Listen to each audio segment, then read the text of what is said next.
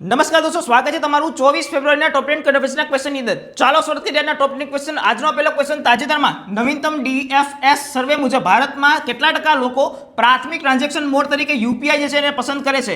38%, 57%, 65% કે 94%? તો એ તમારો જવાબ આવશે ઓપ્શન બી, 57%. ત્યાર પછી નેક્સ્ટ, રાષ્ટ્રપતિ દ્રૌપદી મુર્મુએ કયા શહેરમાં ઓલ ચીકી લિપિના શતાબ્દી મહોત્સવનું ઉદ્ઘાટન કર્યું? ભુવનેશ્વર, નવી દિલ્હી, કલકત્તા કે રાંચી? તો અહીંયા તમારો જવાબ આવશે ઓપ્શન બી, નવી દિલ્હી. ત્યાર પછી નેક્સ્ટ ક્વેશ્ચન, DRDO દ્વારા એનાયત કરાયેલ ઇલેક્ટ્રોનિક વોરફેર પ્રોજેક્ટ જે છે એ કયા શહેરમાં અમલમાં મૂકવામાં આવ્યો?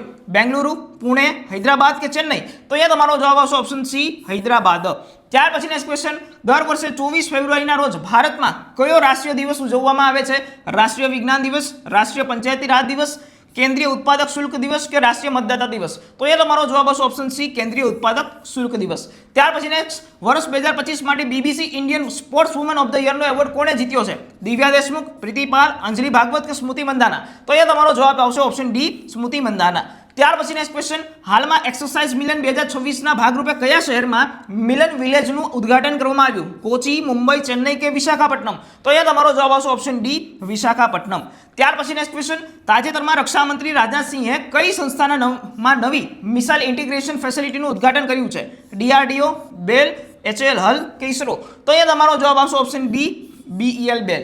ત્યાર પછી નેક્સ્ટ, હાલમાં ઇન્ડિયા AI સમિટ 2026માં સહી અને બોધ કોણે લોન્ચ કર્યું? અશ્વિની વૈષ્ણવ, મનસુખ માંડવિયા, જગત પ્રકાશ નડ્ડા કે પિયુષ ગોયલ? તો એ તમારો જવાબ આવશે ઓપ્શન સી, જગત પ્રકાશ નડ્ડા એટલે કે JP નડ્ડા. ત્યાર પછી નેક્સ્ટ, હાલમાં હેનલી પાસપોર્ટ ઇન્ડેક્સ 2026માં ભારતે કયો ક્રમ હાંસલ કર્યો છે? 75મો, 71મો, 85મો કે 56મો? તો અહીંયા તમારો જવાબ આવશે ઓપ્શન એ, 75મો. ત્યાર પછી નેક્સ્ટ, 13મી સંસદીય ચૂંટણી પછી બાંગ્લાદેશના નવા વડાપ્રધાન તરીકે કોણે શપથ લીધા? તારિક રહેમાન, મોહમ્મદ યુનુસ, ખાલિદા ઝિયા કે મોહમ્મદ શાહાબુદ્દીન? આ પ્રશ્નનો જવાબ તમારે નીચે આપેલા કોમેન્ટ બોક્સની અંદર આપવાનો છે અને આવા નવા પ્રશ્નો જોવા માટે જોડાયેલા રહો લક્ષ્યમ એકેડમી સાથે, ફોલો કરો પિનાકિન સરને.